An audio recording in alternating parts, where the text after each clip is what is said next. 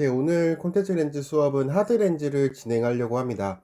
저번 시간에 우리가 소프트 렌즈를 배웠으니까 이 소프트 렌즈와 이제 하드 렌즈의 공통점인 이제 피팅 상태에 대해서는 대면 수업에서 우리가 한 번 더 진행을 하면서 문제를 풀어 볼 거니까 이번에는 이제 하드 렌즈에서 이제 피팅 상태를 제외하고 좀 부분을 나가려고 합니다.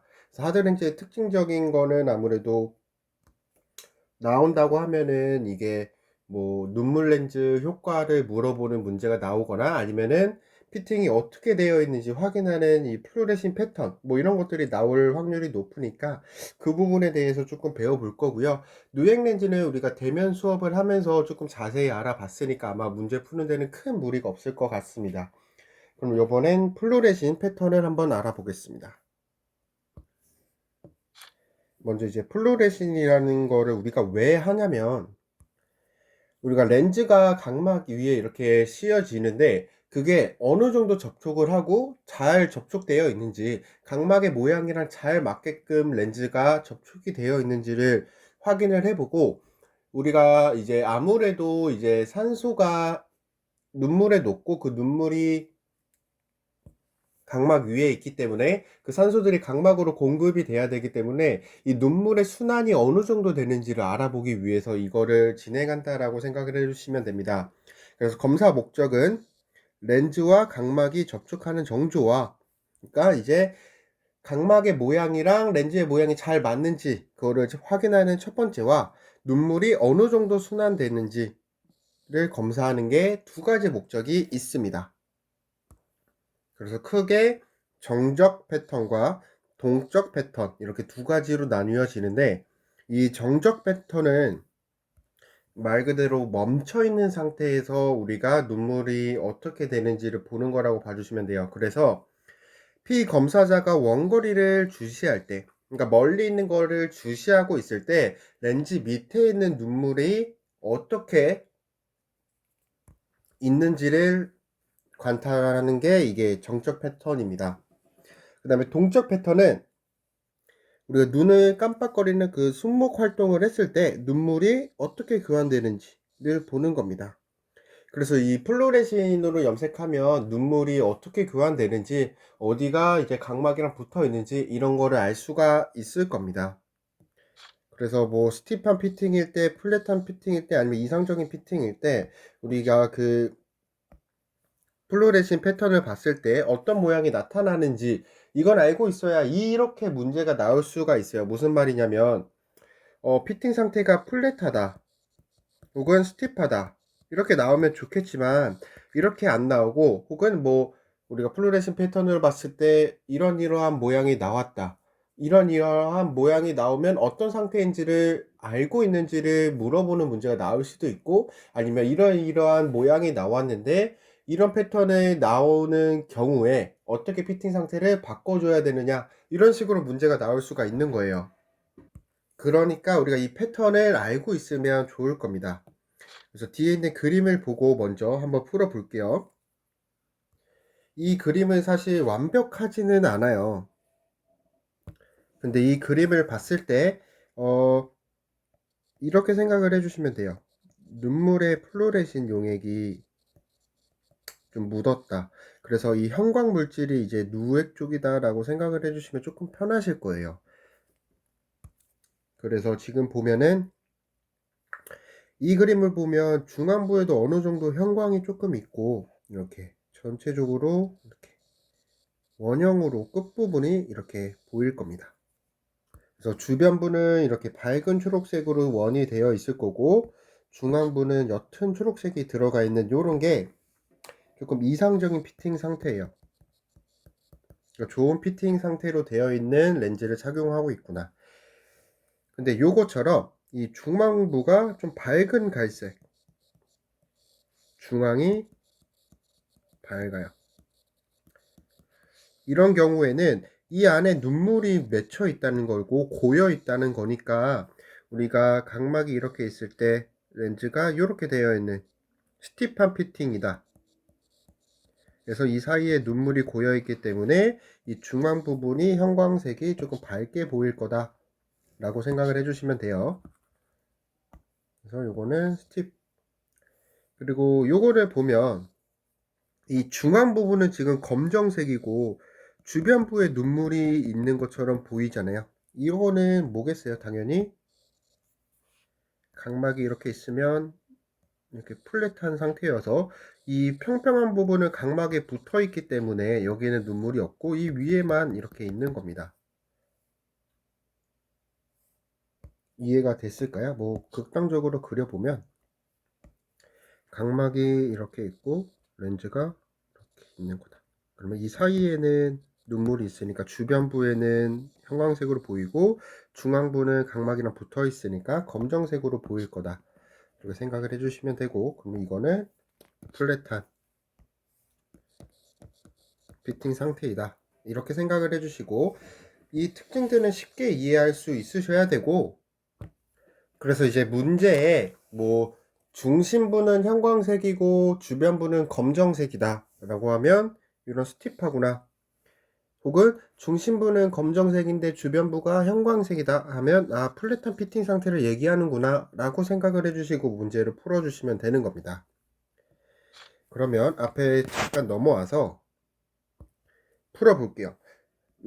먼저 이상적인 피팅 상태, 가장 좋은 거는 중심부에는 희미한 초록색이 있었고 주변부는 밝은 초록색이 있었다. 뒤에 그림을 다시 한번 보면 요 그림인데 우리가 각막이 이렇게 있으면 좋은 피팅 상태라는 건 일괄적으로 같은 요런 상태일 거 아니에요. 그러면은 이 안에도 눈물이 조금 있고 주변부에도 있고 그냥 전체적으로 조금 형광색이 보인다 라고 생각을 해주시면 좋을 거고, 그래서 중심부에는 희미한 초록색, 왜냐면 이 안에 들어오기까지가 힘드니까 주변부는 조금 밝은 초록색이 보일 거다 라고 생각을 해주고, 이게 이상적인 패턴이다. 그리고 스티프한 거는 중심부는 밝은 초록색, 스티프하다는 거는 각막이 이렇게 있고 렌즈가 이런 식으로 되어 있는 거니까 이 안에 눈물이 차 있을 겁니다. 중심부는 이렇게 눈물이 많으니까 눈물이 형광색으로 이제 염색이 된다 했잖아요. 그래서 이 눈물이 차 있는 이 중앙부는 혹은 중심부는 밝은 초록색,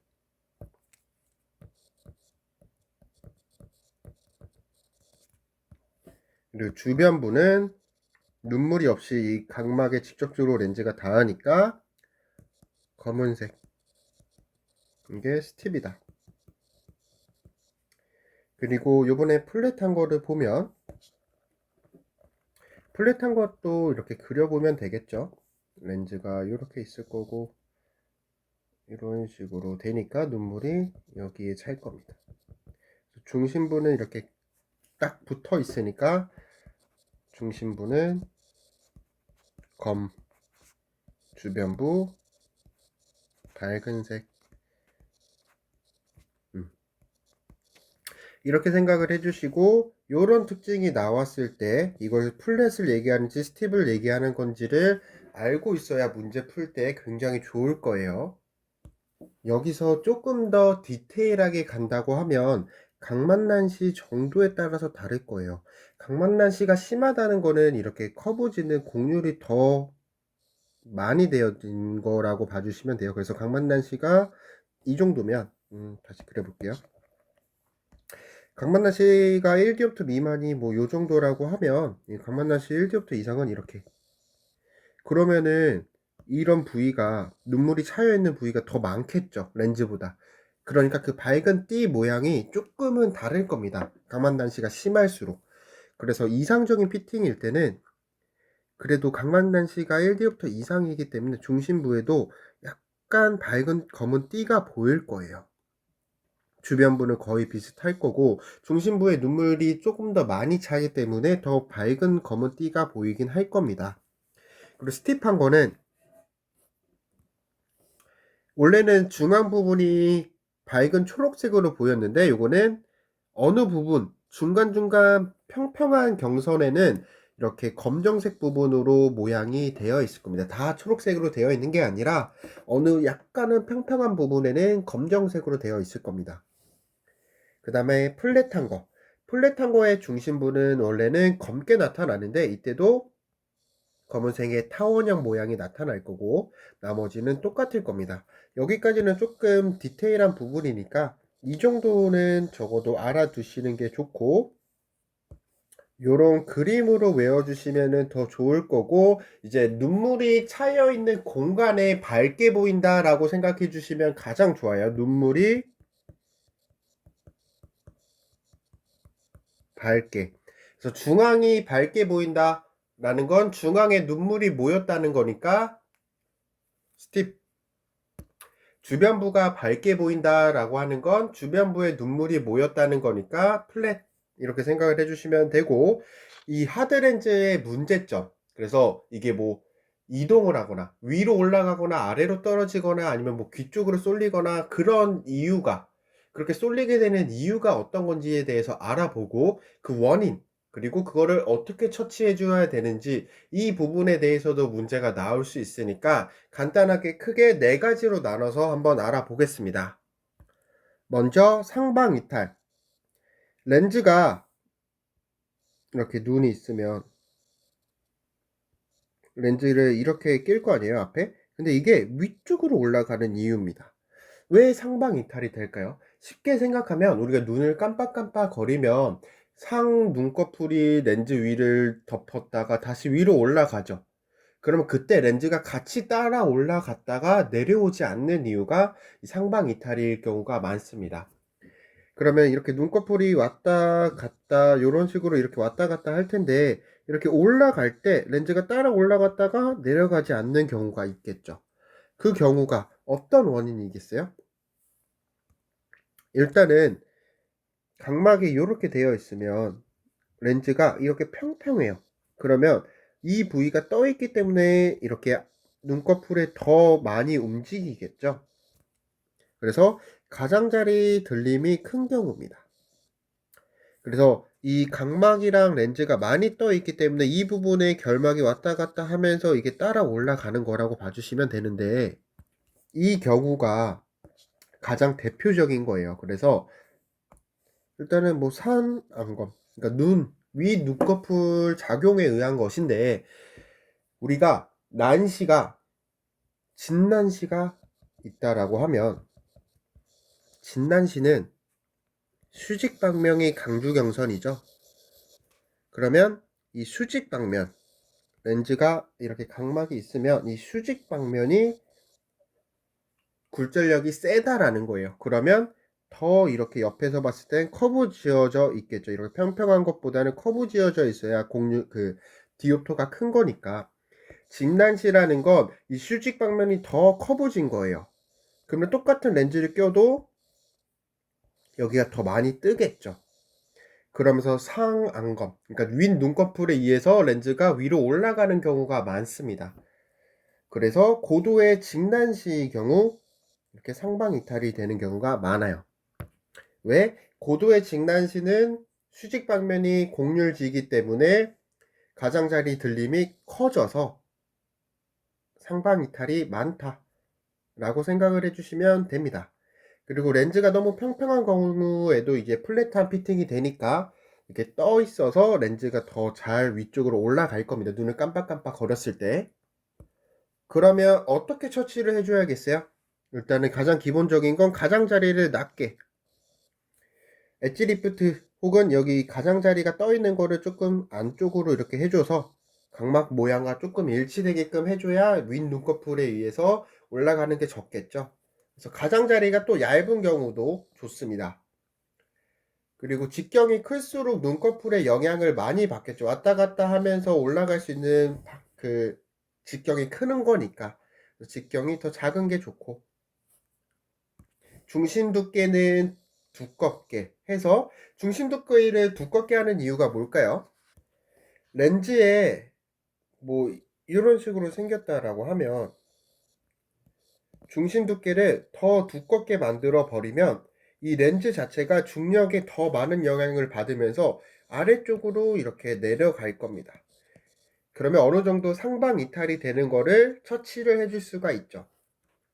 그래서 정리해서 말하면 상방 이탈은 거의 대부분 윗 눈꺼풀이 눈을 깜빡거릴 때 렌즈가 따라 올라가서 내려가지 않는 경우인데, 그렇게 따라가게 되는 경우는 가장자리가 각막에서 많이 떨어져 있어서 그게 눈꺼풀에 붙으면서 이제 위쪽으로 올라간다라고 생각을 해주시면 되니까, 처치법은 가장자리를 낮게 그리고 가장자리를 얇게 이렇게 생각을 해주시면 되는데, 이 중심 두께도 두껍게 만들면서 중력 중심을 아래쪽으로 조금 내려가게끔 한다, 이런 방법이 있다, 이 정도까지만 생각을 해주시면 좋을 것 같습니다. 두 번째, 좌우 쏠림. 렌즈가 한쪽, 뭐 좌쪽이든 우쪽이든 한쪽으로 쏠리는 이유가 뭐냐, 각막의 중심이 이렇게 있을 거 아니에요. 각막 정점이 있을 텐데 이 각막 정점이 한쪽으로 쏠려 있는 거예요. 그러면 이 정점으로 우리가 렌즈가 딱 커브가 맞게끔 나오는 거니까 렌즈가 한쪽으로 쏠리는 경우가 많이 있습니다. 이럴 경우에는 직경이 더 큰 렌즈를 사용하거나 가장자리를 얇게 해서 직경이 크게 해서 각막을 전체적으로 덮을 수 있게끔 하는 방법이 있을 겁니다. 그 다음에 세 번째 상황, 이번에는 귀 쪽. 우리가 눈을 보면, 사람의 눈을 보면 뭐 이런 식으로 되어 있겠죠. 그러면 여기가 코라고 하면 이 코 쪽보다는 옆에 쪽이 더 넓을 거예요. 귀 쪽이. 귀 쪽 범위가 더 넓기 때문에 눈을 왔다 갔다, 눈꺼풀을 왔다 갔다 했을 때 더 많이 이런 식으로 당겨지는 거예요. 그래서 이 안검이 갖고 있는 장력에 의해서 렌즈가 귀 쪽으로 조금씩 계속 이동을 하는 경우가 이렇게 귀 쪽 중심 이탈이 나오는 경우입니다. 혹은 도난시여서 수평 방면이 더 떠 있어서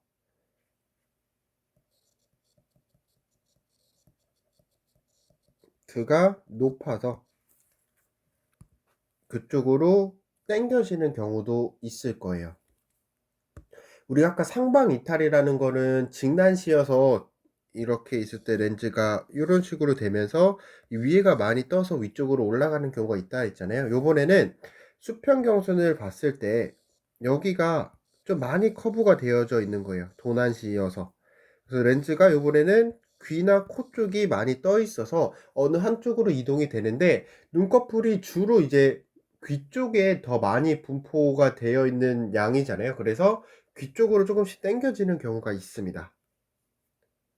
그리고 눈이 많이 돌출되어 있으면 이 위에 안검의 장력이 많이 작용하기 때문에 이때도 귀 쪽으로 조금 치우쳐지는 이탈이 발생할 수 있습니다.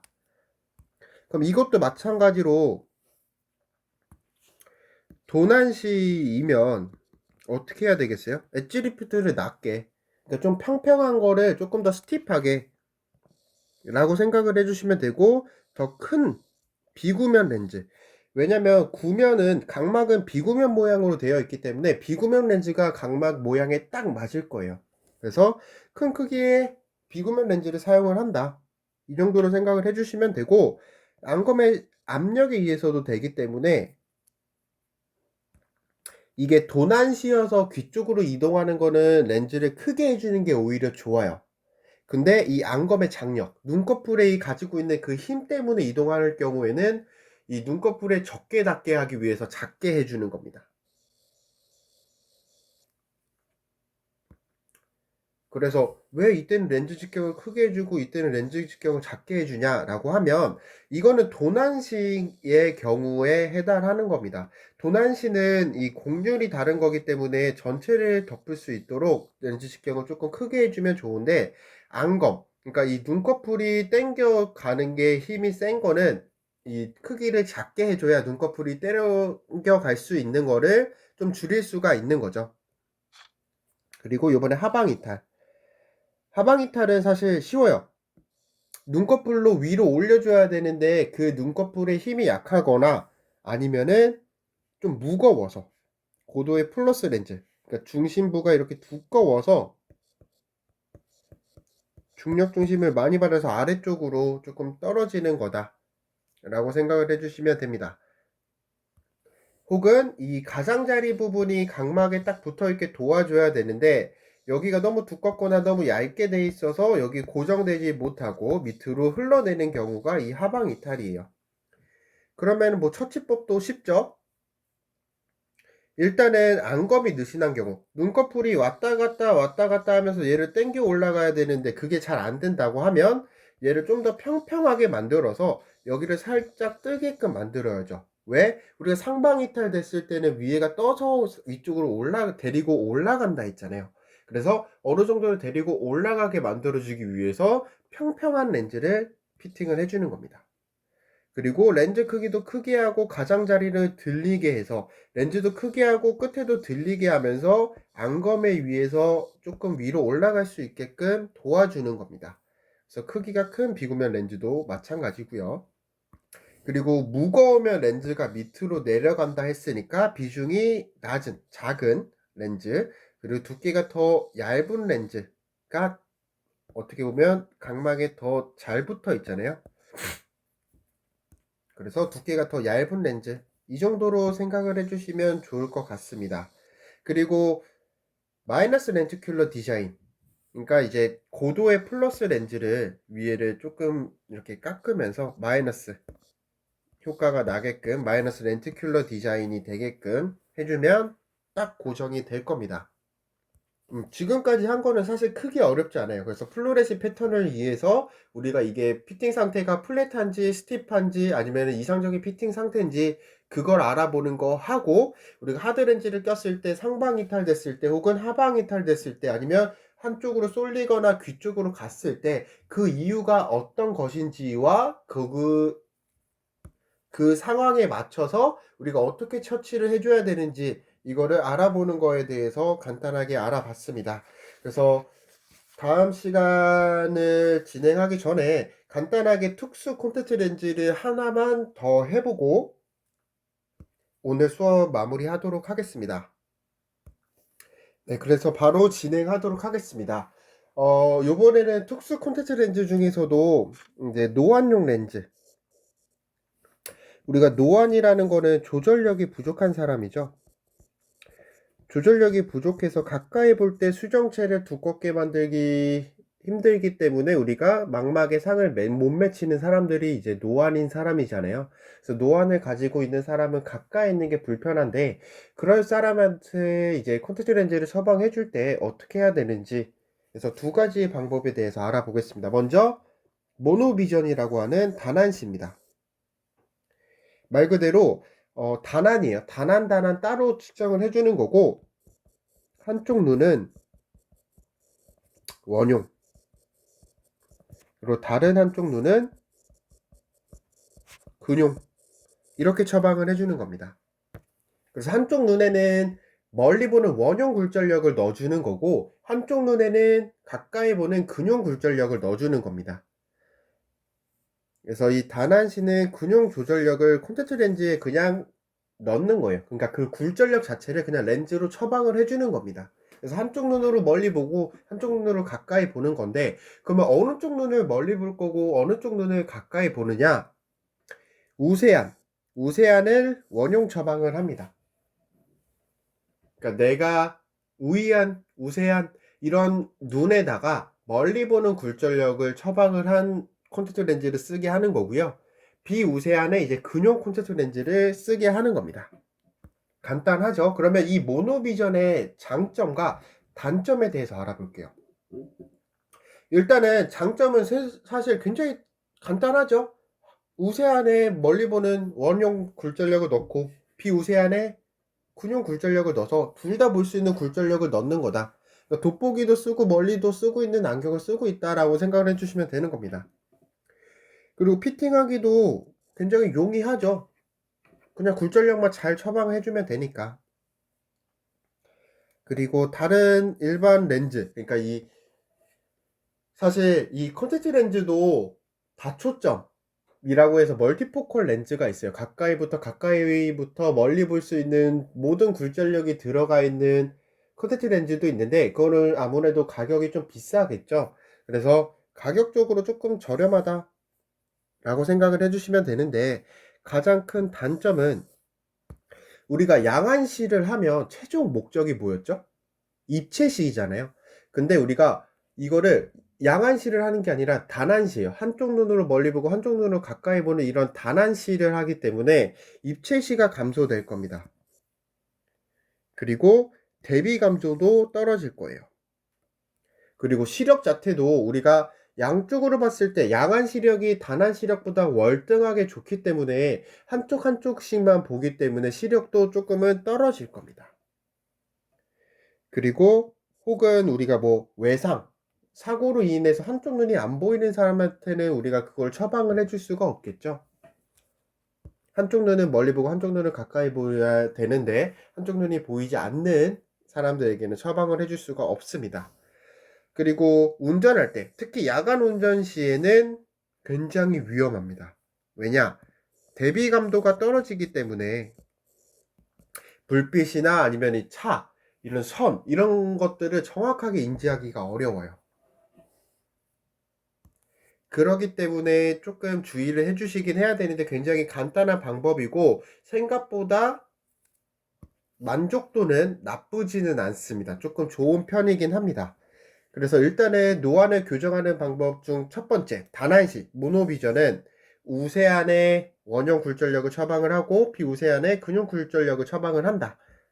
근데 이제 단점은 입체시가 떨어질 거고 시력도 조금 떨어질 거고 대비감도도 조금 떨어질 거다. 이 정도로 생각을 해주시면 좋을 것 같고요. 그 다음에 제가 아까 멀티포컬도 있다고 했잖아요. 그 멀티포컬의 그림을 먼저 볼게요. 멀티포컬은 간단하게 말하면 이런 식으로 이제 렌즈 안에 구성이 되어 있는 겁니다. 그래서 렌즈가 이렇게 있으면 이렇게 크게 원을 세 가지로 이렇게 그려주는 거예요. 그래서 가장 안쪽에 근육 굴절력을 넣고 중앙에 중간 거리 그리고 가장 바깥쪽에는 원거리 굴절력을 넣는 겁니다. 왜 그렇게 우리가 처방을 할까요? 우리가 조절 혹은 폭주를 하면 자연스럽게 동공은 축동을 합니다. 그래서 조절과 폭주와 축동은 저희가 같이 동시에 일어난다라고 말씀을 드렸었죠. 근견 반응이라고 해서 가까이 보낼 때 이제 눈에서 일어나는 반응은 조절을 하고 폭주를 하고 축동이 될 거다. 동공이 작아질 거다. 라는 거예요. 그럼 가까이 볼 때 동공이 작아지기 때문에 그 작은 부위에는 이제 가까이 보는 굴절력을 넣는 겁니다. 그리고 멀리 볼 때는 동공이 커지기 때문에 이렇게 먼 부분에는 원거리를 넣는 거예요. 그러면 멀리 보는 것부터 가까이 보는 것까지 굴절력이 다 들어가는 건데 뭐 예를 들어서 이 렌즈를 꼈을 때 멀리 보는 게 불편하다고 말을 한다 라고 하면 어떻게 해야겠어요? 원거리에 굴절력을 조절을 해주면 되는 거고 가까이 보는 게 불편하다라고 하면 이 근거리용 부분에 굴절력을 조절을 해주면 되는 겁니다. 근데 이런 멀티포컬 렌즈를 판매하시거나 설명을 해줄 때 꼭 해줘야 될 게 있어요. 뭐 우리가 사실 가까이 볼 때만 동공이 작아지는 게 아니라 조도가 높은 곳, 즉 밝은 곳에 가면 동공이 순간적으로 작아지잖아요. 그러면 이 근육 도수가 걸릴 겁니다. 그러면 조도가 높은 곳에 가면 동공이 작아지기 때문에 근거리 시력은 굉장히 좋아져요. 근데 원거리 시력은 조금 떨어질 겁니다. 그래서 이 멀티포컬 렌즈를 썼을 때 가까이가 잘 보이지 않아요 라고 하면 굴절력을 바꿔주는 방법도 있을 거고 근데 굴절력에 문제가 없어요. 일단 1차적으로는 굴절력, 그러니까 가까이 보는 눈의 굴절력을 정확하게 처방을 해줬는지를 알아보는 게 먼저고 근데 가까이 보는 굴절력이 정확하게 들어가 있어요. 그러면 그 렌즈를 착용했을 때 주변 조도를 조금 높여서 조금 밝게 만들어서 동공을 조금 작게 만들었을 때 한번 보는 겁니다.